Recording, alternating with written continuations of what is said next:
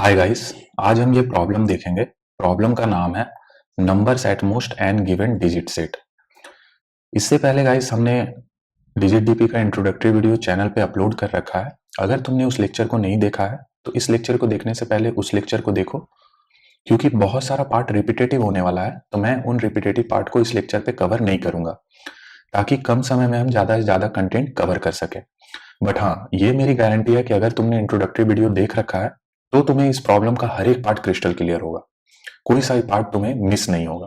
ठीक है, तो आओ चलते हैं वन नोट पर और समझते हैं इस प्रॉब्लम को। तो इस प्रॉब्लम में गाइस हमें एक डिजिट्स एरे दे रखा है। ठीक है, डिजिट्स एरे हमें दे रखा है। इस डिजिट्स एरे में जो भी वैल्यू होगा वो 1 to 9 तक का डिजिट होगा। ठीक है, और वैल्यू हमारा रिपीटेटिव नहीं होगा, यानी कि यूनिक होने वाला है। ठीक है, और क्या खासियत है इस डिजिट एरे का? ये डिजिट एरे हमारा सॉर्टेड होगा इन असेंडिंग ऑर्डर कह लो या नॉन डिक्रीजिंग ऑर्डर में। ठीक है, ये सॉर्टेड होगा। हम क्या कर सकते हैं, हम इस डिजिट एरे के डिजिट्स को मल्टीपल टाइम यूज करके नंबर जनरेट कर सकते हैं। फॉर एग्जाम्पल, मान लो डिजिट एरे में मेरा 1 है और हमारा 3 है, तो हम 1 और 3 को एक्टिवली यूज करके नंबर जनरेट कर सकते हैं। जैसे 1 को अगर मैंने 2 टाइम्स यूज किया तो हमारा 11 नंबर बन गया। 1 को हमने 2 टाइम्स यूज किया, 3 को भी हमने 2 टाइम्स यूज किया, तो हमारा ये नंबर जनरेट हो गया। तो इस तरीके से हम डिजिट एरे की डिजिट की मदद से नंबर को बना सकते हैं, है ना, नंबर जनरेट कर सकते हैं। ठीक है, अब इस प्रॉब्लम में हमें निकालना क्या है, हमें बताना है नंबर ऑफ पॉजिटिव इंटीजर। ठीक है, नंबर ऑफ पॉजिटिव इंटीजर। ठीक है, नंबर ऑफ पॉजिटिव इंटीजर जो कि इस डिजिट एरे के डिजिट की मदद से जनरेट हो और जिनका value less than equal to n हो, यानी कि प्रॉब्लम में हमें n भी दे रखा रहेगा। ठीक है, फिर से मैं रिपीट करता हूं, हमें बताना है नंबर ऑफ पॉजिटिव इंटीजर जो कि इस डिजिट एरे की मदद से जनरेट हो और जिनका की value less than equal to n हो, ये हमें आउटपुट देना है। ठीक है, एक एग्जांपल ले लेते हैं, है ना। तो लेट सपोज करो हमारा डिजिट एरे है। ठीक है, हमारा डिजिट्स एरे है जिसमें कि 2 वैल्यू है, एक 1 और एक हमारा 3।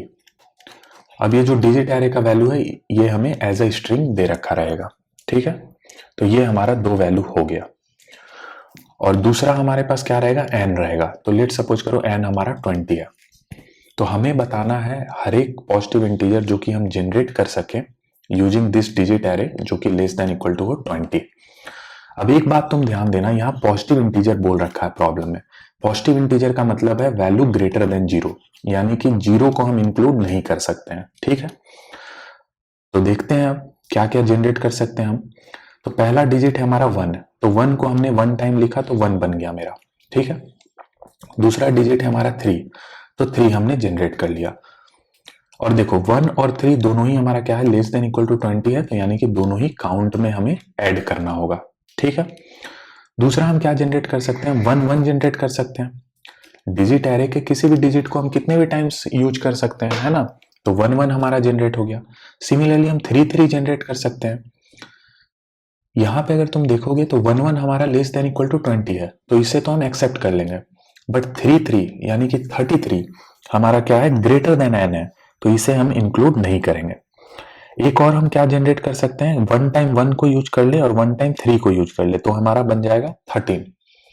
अब 13 अगेन अगर तुम देखोगे तो 13 हमारा क्या है, लेस देन इक्वल टू 20 है, तो इसे भी हम आंसर में इंक्लूड कर सकते हैं। इसके अलावा हमारे पास कोई चॉइसेस नहीं रहेगा, तो इस इनपुट के लिए हमारा आउटपुट क्या आ जाएगा, 1 2 3 एंड 4, यानी कि 4, यानी कि टोटल हम कितना पॉजिटिव इंटीजर जनरेट कर पाए, 4। ठीक है, तो यहां तक चीजें हमारा क्लियर है और मुझे उम्मीद है कि प्रॉब्लम का स्टेटमेंट तुम्हें क्लियर हो गया। अब हम मूव करेंगे लॉजिक वाले पार्ट पर। तो जैसा कि मैंने तुम्हें बताया कि इंट्रोडक्टरी वीडियो में हमने ऑलरेडी बता रखा है फॉर्मेट कि कैसे हमें क्वेश्चन को सॉल्व करना है। इंट्रोडक्टरी वीडियो में ही मैंने बताया था कि कैसे तुम्हें डिजिट डीपी के क्वेश्चन को पहचानना है। ठीक है, तो मैं उन पार्ट को यहाँ पे रिपीट नहीं करूंगा, मैं डायरेक्टली यहाँ रिकर्शन ट्री ड्रॉ करूंगा और उसकी मदद से मैं कोड करूंगा, क्योंकि बाकी हर एक पार्ट तुम्हें हमने इंट्रोडक्टरी वीडियो में बता दिया है और जो पार्ट हमने नहीं बताया है वो हम 100% इस वीडियो में कवर करेंगे। ठीक है, तो ये जो अभी हमने एग्जाम्पल डिस्कस किया, इसी के बेसिस पे हम क्या करेंगे, अपना रिकर्सन ट्री ड्रॉ करेंगे। ठीक है, तो एक तो हमारा 1 था, दूसरा हमारा 3 था, और ये एज ए स्ट्रिंग है, बट मैंने यहाँ पे ऐसे ही लिख दिया है। ठीक है, n हमारा क्या है, 20 है। बहुत बढ़िया। तो देखो तुम, n में हमारा टोटल डिजिट कितना है, 2। तो मैं ये बोल रहा हूं कि 2 डिजिट का हर एक नंबर जनरेट करो यूजिंग दिस डिजिट एरे, जो कि लेस देन इक्वल टू हो n के। बहुत बढ़िया। तो अभी हमने देखा था कि एक तो हमारा 1 था आंसर। ठीक है, यहां पर तुम देखो, यहां पे एक हमारा 1 निकला था, एक हमारा 3 निकला था। ये क्या है, ये 1 डिजिट का है।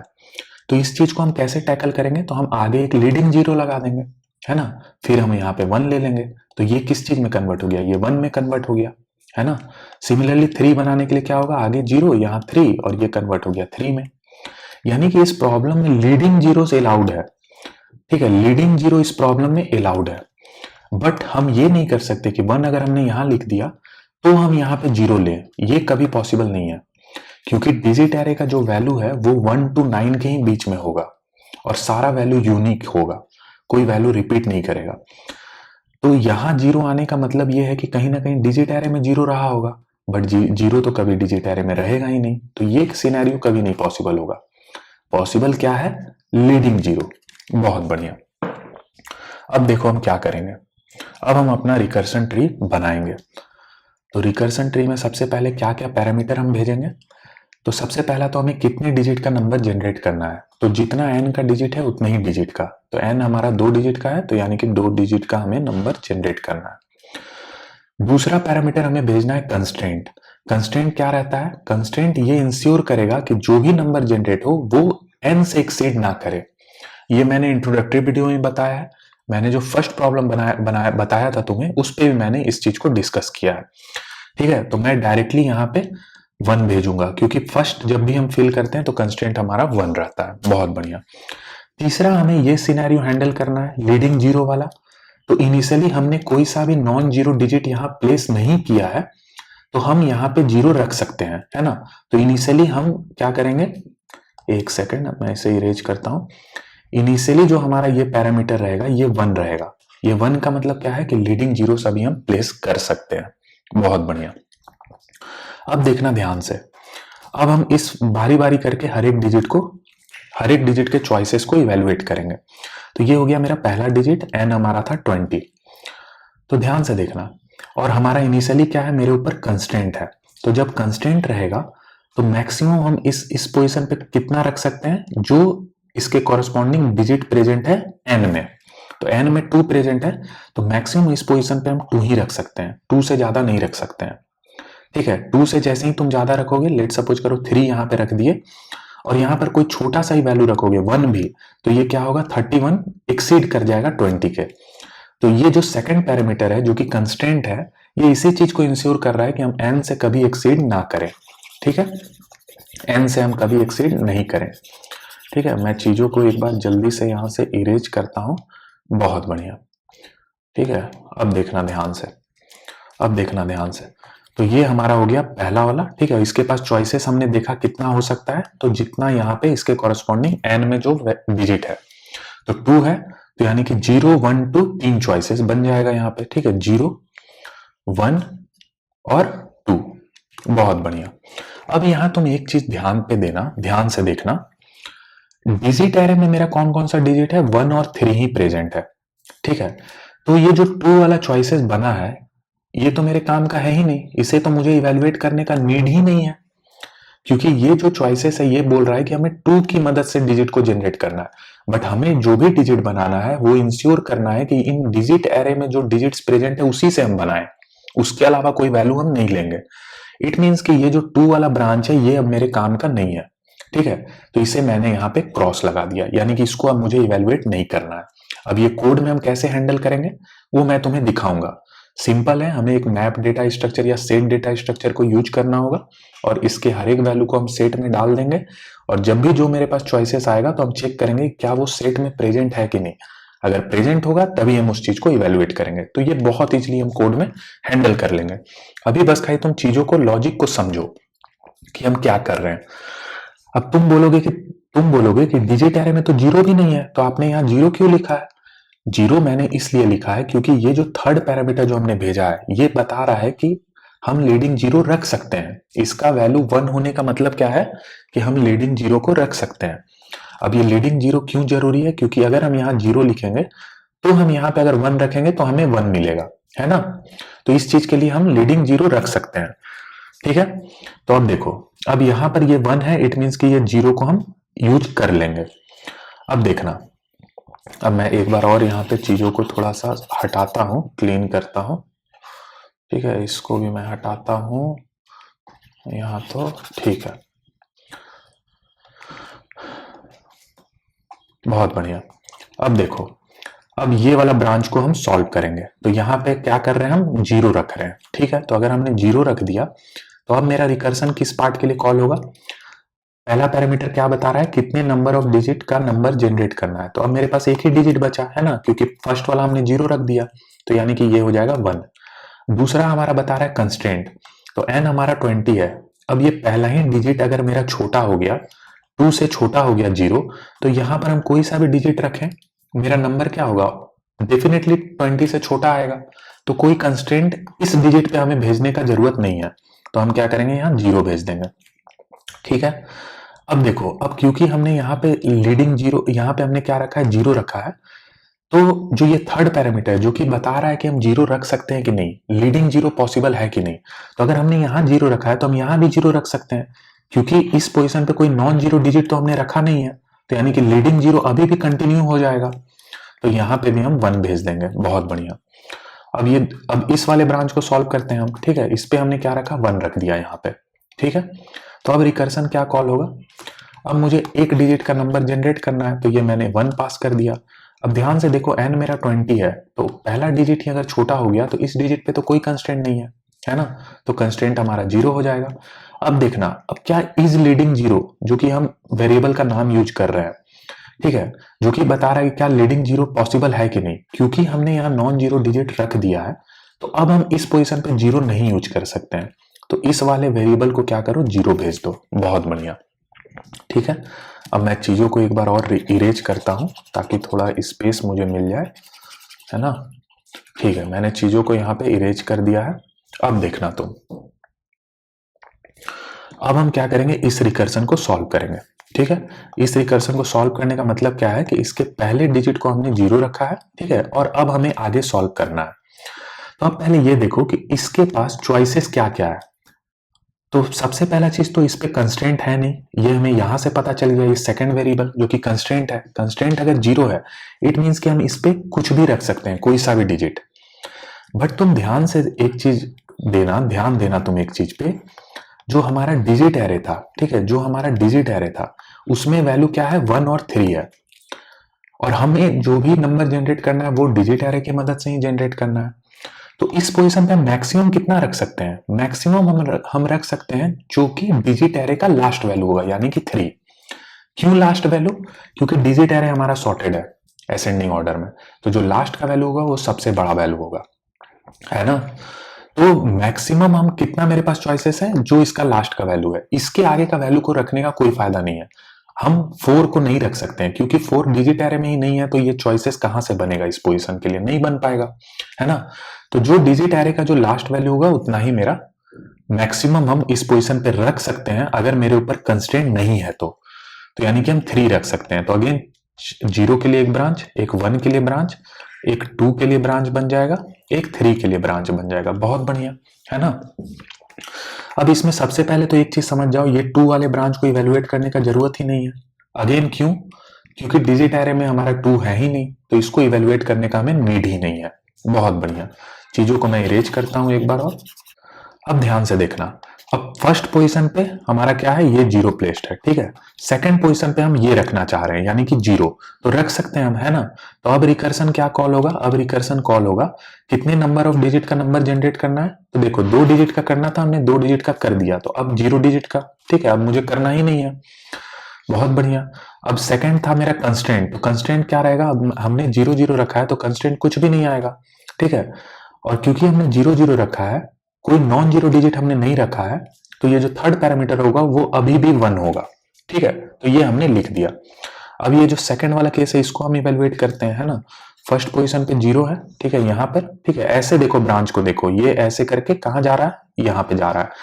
तो इस पे, इसके पाथ पे जो जो वैल्यू आ रहा है उसके हिसाब से हमें देखना है। ये 0 है, यानी कि फर्स्ट पोजीशन पे 0 है। अब हम रखना चाह रहे हैं यहाँ पे 1, तो बिल्कुल रख सकते हैं, है ना। 1 हमारा डिजिट एरे में भी है। तो अब रिकर्सन क्या कॉल होगा, 0 डिजिट का नंबर अब हमें जनरेट करना होगा। कंस्टेंट आएगा क्या मेरे पे, कोई नहीं आएगा, क्योंकि 0 1 ऑलरेडी क्या है, 20 से छोटा है, तो कंस्टेंट हमारा हो गया 0।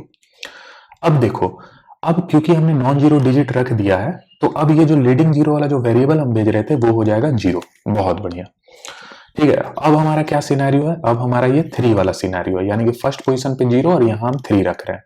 तो देखना ध्यान से, अब मुझे उम्मीद है कि तुम्हें समझ में आ गया होगा हम क्या कर रहे हैं। तो 0 डिजिट का नंबर जनरेट करना है, कंस्टेंट नहीं आएगा। अब लीडिंग जीरो वाला जो वेरिएबल था वो क्या हो जाएगा 0, क्योंकि नॉन जीरो डिजिट यहां हमने रख दिया है। बहुत बढ़िया। अगेन मैं चीजों को इरेज करता हूं।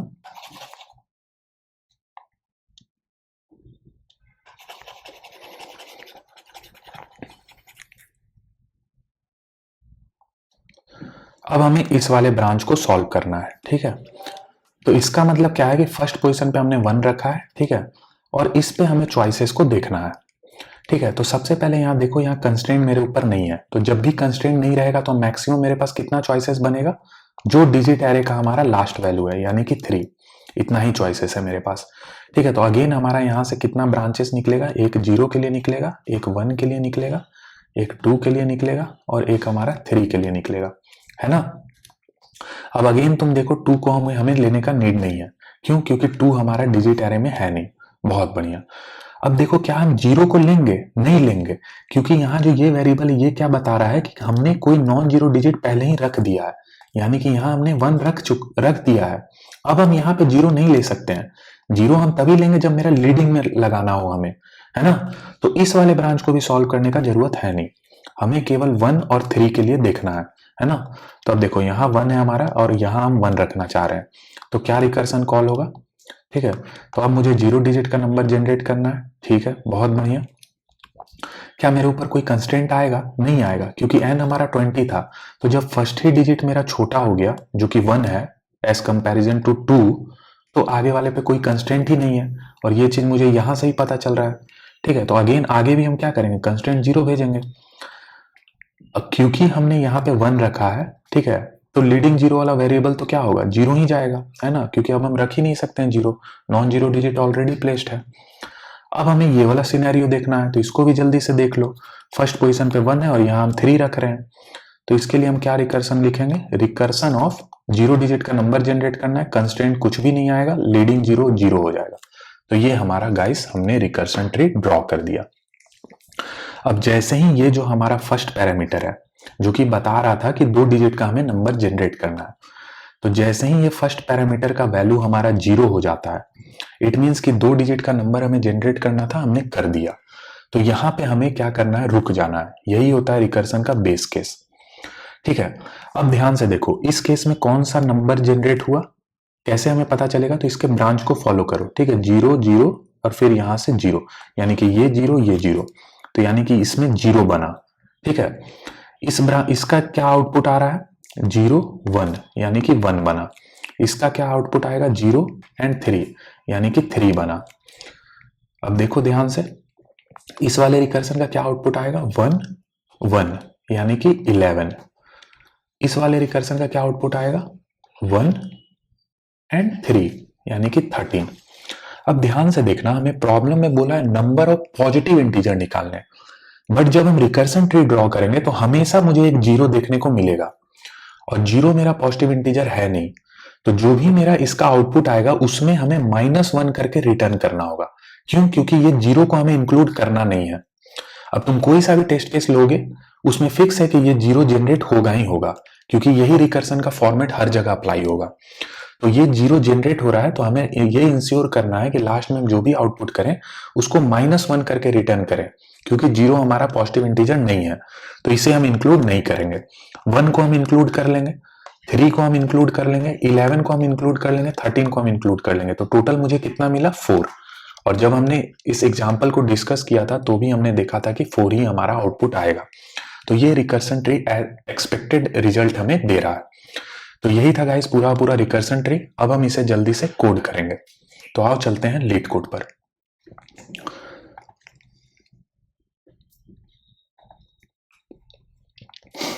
तो गाइस सबसे पहले हम क्या करेंगे, एक स्ट्रिंग s बना लेंगे और जो ये हमारा n है इसको हम स्ट्रिंग में कन्वर्ट कर लेंगे। ठीक है, ये हमने ऑलरेडी सारे लेक्चर में अभी तक किया है, तो मुझे उम्मीद है कि ये चीजें तुम्हें क्रिस्टल क्लियर है।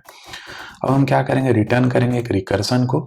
ठीक है, जिसमें कि क्या रहेगा, हमारा s रहेगा जो कि हमारा स्ट्रिंग है, s का साइज रहेगा हमारा। ठीक है, फिर हमने देखा था एक कंस्ट्रेंट वेरिएबल हमें भेजना है और हमें एक इज लीडिंग जीरो करके एक वेरिएबल भेजना है जो कि इनिशियली 1 रहेगा। यही तीनों पैरामीटर हमने अपने रिकर्सन में भेजा था जब अभी हम वन नोट पे एग्जाम्पल को डिस्कस कर रहे थे। ठीक है, तो ये हमने भेज दिया, बहुत बढ़िया है ना। साथ ही साथ ये डिजिट एरे भी हमें भेजना होगा, है ना। बट हम क्या करेंगे, हम इस डिजिट एरे को फंक्शन पे ना भेज करके कुछ और तरीके से पास करेंगे। ठीक है, वो मैं तुम्हें बताऊंगा। तो पहले तो ये रिकर्सन यहाँ पे लिख लो। ठीक है, स्ट्रिंग एड्रेस s। ठीक है, ये हमारा हो गया n। ठीक है, ये n हमारा क्या है, ये हमारा है कि कितने डिजिट का हमें नंबर जनरेट करना है, जो कि हमने रिकर्सन में देखा था। ये हमारा हो जाएगा एक कंस्ट्रेंट वेरिएबल, है ना, कंस्ट्रेंट वेरिएबल हो गया। और लास्ट में हम क्या भेज देंगे, इज लीडिंग। ठीक है, इज लीडिंग जीरो करके एक वेरिएबल, जो कि अगर ये इसका वैल्यू 1 है इट मीन्स कि हम लीडिंग जीरो लिख सकते हैं, है ना। अब देखना अब देखना, अब सबसे पहले निकालो कि मेरे पास चॉइसेस कितना बनेगा। ठीक है, चॉइसेस मेरे पास कितना होगा, जो कि मैं यूबी नाम के वेरिएबल में स्टोर करूंगा। चॉइसेस हम कैसे निकालेंगे, तो उसके लिए हमें चेक करना है क्या मेरे ऊपर कंस्ट्रेंट है। अगर मेरे ऊपर कंस्ट्रेंट है, ठीक है, तो जो सा भी डिजिट हम रख रहे हैं, अगर पहला डिजिट फिल कर रहे हैं तो उसके कॉरस्पॉन्डिंग जो एन में जो डिजिट है उतना ही हम मैक्सिमम रख सकते हैं, है ना। तो इस चीज को हम कैसे निकालेंगे गाइज, ये भी मैंने पहले के वीडियो में बता रखा है तुम्हें, है ना। -n हम कर लेंगे। ठीक है, तो इससे हमें वो इंडेक्स पता चल जाएगा। एक बार हमें ये वो इंडेक्स निकल गया तो इसमें से 0 माइनस कर देंगे तो वो हमें डिजिट पता चल जाएगा। ठीक है, तो इसकी मदद से हमें ये निकल जाएगा। अब मान लो मेरे ऊपर कंस्ट्रेंट नहीं है, तो जब कंस्ट्रेंट नहीं रहेगा तो मैक्सिमम कितना रख सकते हैं, तो जो डिजिट एरे का जो लास्ट वैल्यू होगा, क्योंकि डिजिट एरे हमारा सॉर्टेड है, ये भी मैंने तुम्हें बताया था। ठीक है, तो अब सबसे पहले मैं क्या करूंगा, मैं एक यहाँ पे बना लूंगा वेक्टर स्ट्रिंग डिग नाम का एक वेक्टर बना लूंगा। ठीक है, और इस डिग में मैं क्या करूंगा, डिजिट को स्टोर कर लूंगा। ठीक है, डिग में मैं डिजिट को स्टोर कर लूंगा, बहुत बढ़िया। ठीक है, अब मैं क्या करूंगा, इस डिग का, ठीक है, डिग का मैं लास्ट वैल्यू मुझे निकालना है। मैं कैसे निकाल सकता हूं, तो डिग, ठीक है, डिग डॉट साइज, ठीक है, -1, ये हमें क्या देगा, ये हमें लास्ट का वैल्यू देगा। यानी कि अगर मैं तुम्हें यहां पे दिखाऊं तो ये हमें 7 मिल जाएगा। ठीक है, क्योंकि डिग क्या हो गया, ये हमारा एरे हो गया। ठीक है, इसका लास्ट वैल्यू हमें निकालना है। इट मींस क्या होगा कि जो डिग का साइज है उसमें -1, यही हमारा लास्ट वैल्यू होगा। अब एक चीज ध्यान दो, ये स्ट्रिंग रहेगा, बट मुझे क्या चाहिए, मुझे इसको इंटीजर में कन्वर्ट करना है। तो स्ट्रिंग को इंटीजर में कन्वर्ट करने के लिए हम क्या करेंगे, स्ट्रिंग टू इंटीजर हमारा मेथड है। ठीक है, इनबिल्ट मेथड है, उसको हम यूज कर लेंगे। तो ये हो गया गाइस मेरा चॉइसेस, जो कि हमने रिकर्सन ट्री जब बना रहे थे हमने, तो हमने जो ब्रांचेस निकाला था वो हमारा ये चॉइसेस है। अगर मेरे ऊपर कंस्ट्रेंट है तो n में जो कॉरस्पॉन्डिंग मेरा डिजिट है उतना ही तक हम रख सकते हैं, उतना ही मेरे पास चॉइसेस है। अगर मेरे ऊपर कंस्ट्रेंट नहीं है तो जो डिजिट एरे का जो लास्ट वैल्यू है वहां तक हम रख सकते हैं। बहुत बढ़िया, ये हो गया कंस्ट्रेंट की बातें, चॉइसेस की बातें।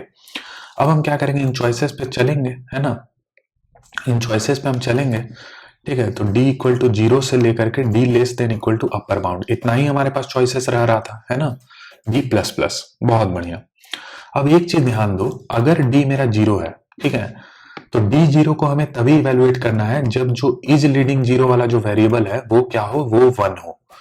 इट मींस कि हम लीडिंग जीरो अगर रख सकते हैं तभी हम d इक्वल टू 0 को इवेलुएट करेंगे, वरना हमें नहीं करना है। ठीक है, तो ये हमने सबसे पहले ही एक कंडीशन लगा दिया। अब हम यहाँ पे क्या करेंगे, आंसर को स्टोर करने के लिए आंसर इक्वल टू 0 करके वेरिएबल ले लेंगे। ठीक है, तो अगर मेरा d 0 है, ठीक है, अब देखना आंसर में क्या स्टोर होगा। आंसर में हम क्या करेंगे, answer plus equal to recursion of, ठीक है, रिकर्स। अब देखो हमने 0 प्लेस किया है, तो अब रिकर्सन कैसे कॉल होगा, ठीक है, तो n डिजिट का हमने देख लिया, तो अब मेरे पास कितना डिजिट बचा, n-1। बहुत बढ़िया। और ये जो कंस्ट्रेंट को जो हम चेंज करते हैं, ये मैंने इंट्रोडक्टरी वीडियो में भी तुम्हें बताया है, ठीक है, तो मैं उस चीज को अब यहाँ पे रिपीट नहीं करूंगा। इसके लिए सिंपल हमें क्या करना है, constraint and b equal to upper bound, इसकी मदद से ये कंस्ट्रेंट हमारा टॉगल होते रहेगा 1 और 0 में। ठीक है, अब ये मैंने तुम्हें इंट्रोडक्टरी वीडियो में समझाया, मैं अगेन नहीं रिपीट करूंगा इस चीज को। ये भी तुम्हें पता है कि हर टाइम क्या होता है, एक पैरामीटर हमारा क्या होता है, कम होते चला जाता है। अब यहाँ पे तुम रिकर्सन में भी देख सकते हो, रिकर्सन ट्री पे भी।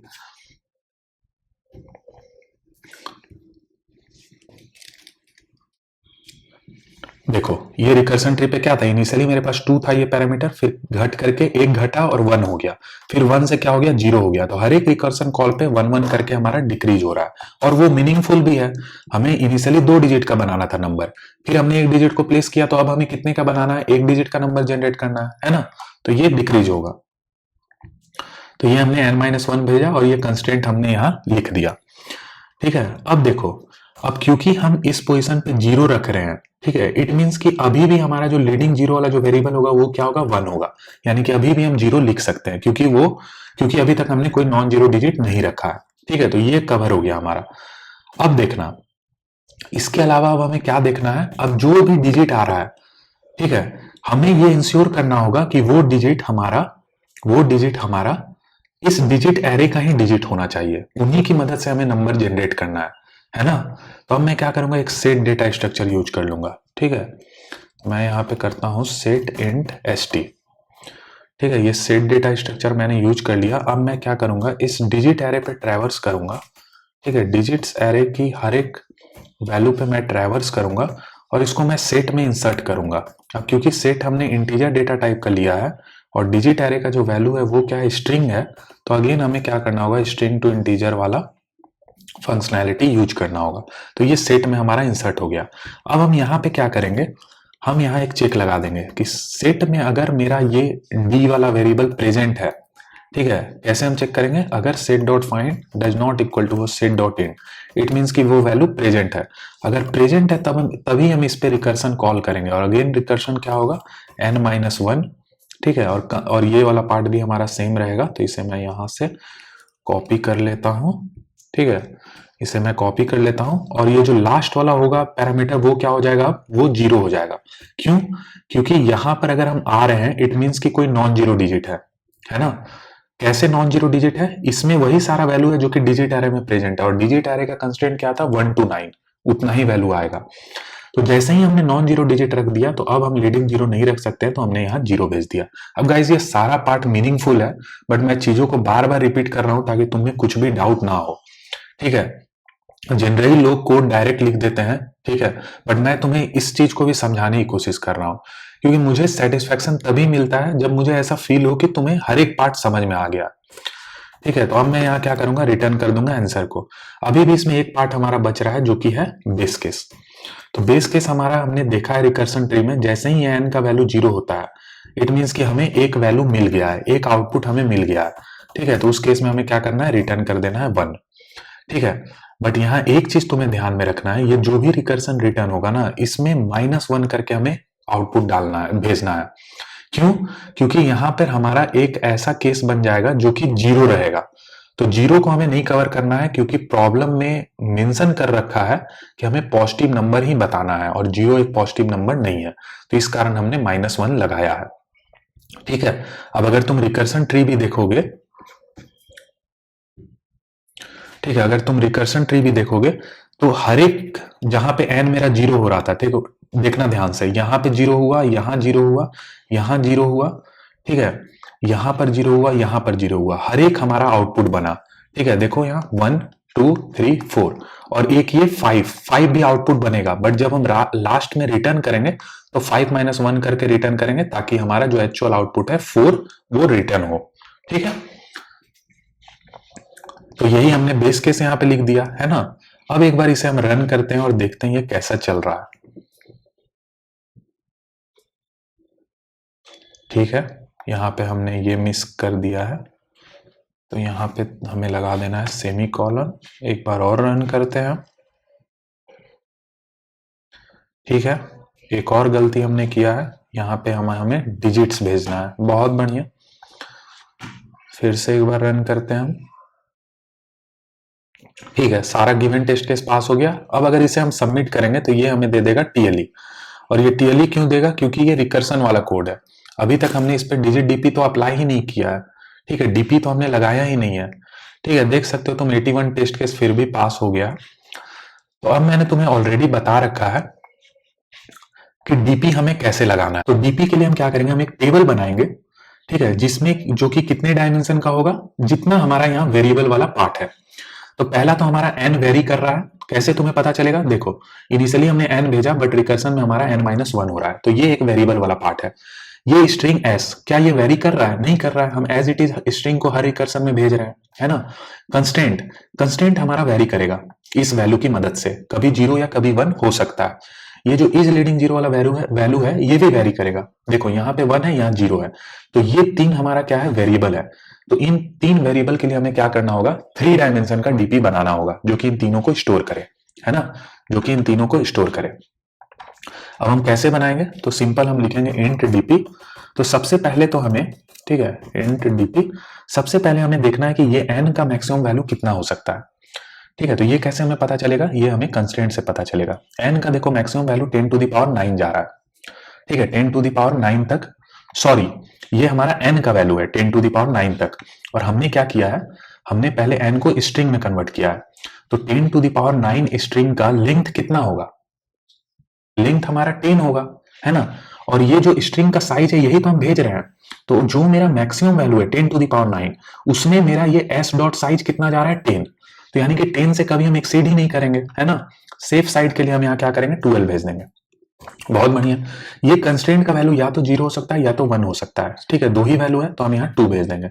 ये जो लीडिंग 0 है इसका ही वैल्यू या तो 0 होगा या तो 1 होगा, तो यहाँ भी हम 2 भेज देंगे।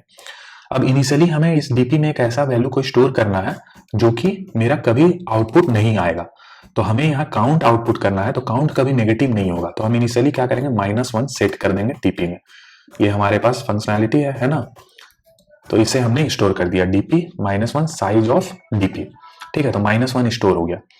अब हम क्या करेंगे, जब भी हम रिटर्न करेंगे वैल्यू को, तो रिटर्न करने से पहले हमें ये इंश्योर करना है, ठीक है, कि हम इस डीपी टेबल में पहले वैल्यू को स्टोर कर लें, उसके बाद हम वैल्यू को रिटर्न करें। ठीक है, अब इसका फायदा क्या होगा? ठीक है, हमने इसमें स्टोर कर लिया वैल्यू को और फिर हमने रिटर्न किया। इसका फायदा यह है कि हम स्टार्टिंग में ही चेक कर लेंगे, ठीक है, यहीं पर, कि अगर मेरा डीपी टेबल में जो वैल्यू है डज नॉट इक्वल टू -1 है, क्योंकि इनिशियली हमने -1 डाला है। डज नॉट इक्वल टू -1 इसका मतलब क्या है कि वैल्यू मेरा कहीं ना कहीं सेट हुआ है। तो अगर सेट हुआ है तो उस रिकर्सन को हमें अगेन सॉल्व करने का जरूरत नहीं है। अब गाइस ये सारा वीडियो मैंने इंट्रोडक्टरी वीडियो में बता रखा है, ठीक है, तो हम यहीं से डायरेक्टली रिटर्न कर देंगे उस वैल्यू को। ठीक है, अब एक बार हम सबमिट करते हैं इसको। तो यही हमारा डीपी का पार्ट होता है गाइस, और तुम देख सकते हो प्रॉब्लम हमारा एक्सेप्ट हो गया। तो डीपी में कुछ नहीं, तुम्हें ये बनाना है, ठीक है, और फिर तुम्हें क्या करना है, यहाँ पे मेम सेट करके डीपी में वैल्यू सेट करना है, रिटर्न करने से पहले वैल्यू को स्टोर करना है, और किसी भी रिकर्सन को सॉल्व करने से पहले चेक करना है क्या डीपी टेबल में वो वैल्यू है। अगर वो वैल्यू है तो तुम्हें वहीं पे रिटर्न कर देना है। इससे क्या होगा, तुम्हें अगेन ये इतना पार्ट सॉल्व करने का जरूरत नहीं पड़ता है। ठीक है, अब इसी से हमारा टाइम कॉम्प्लेक्सिटी रिड्यूस हो जाता है। तो मुझे उम्मीद है गाइस कि तुम्हें ये प्रॉब्लम समझ में आया होगा। So thank you guys.